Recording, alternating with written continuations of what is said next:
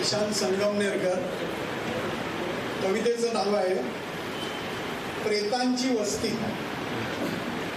प्रेतांची वस्ती. कुणीतरी कवी म्हणतो माणूस मेल्यावर बोलत नाही, माणूस मेल्यावर विचार करत नाही.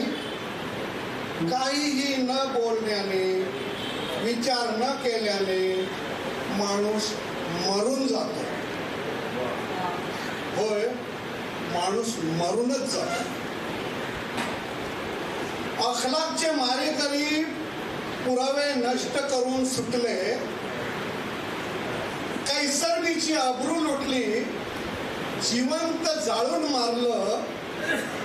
गरोदर बिल्किसवर सामुदायिक बलात्कार करणारे तिच्या लहानग्या मुलीला तिच्या समोर आपटून मारणारे मुक्त होतात. त्यांचं औक्षण होतं. टिळा लावून गोड गोड घातलं जातं. आरती ओवाळली जाते. बलात्कारी वीर होतात आणि तुम्ही सारे गप्प बसता. आणि तुम्ही सारे गप्प बसता.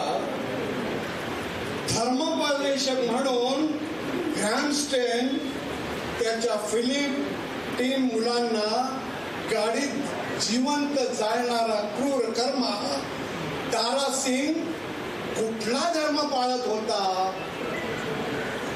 हे सारं आपल्या समोर झालं होतं ना, तेव्हा आपण कुठं बोललो? कुणाच्या समर्थनार्थ गप्प होतो? आता तर त्यांनी हात घातलाय स्वधर्मी आपल्या घरच्या लेकी बाळींवर, उन्नाव तरुणीवर. जाब विचारणाऱ्या बापाला कोठडीत मरोस्तोर मारला. ट्रक अंगावर घालून पुरावा सुद्धा पुसला. सामुदायिक बलात्कार पश्चात न्याय देवताच नागडी केली. अंकिता भंडारीचा दोष काय होता? VIP ला स्पेशल सर्व्हिस नाकारली, स्वाभिमान दाखवला, हा तिचा गुन्हा होता.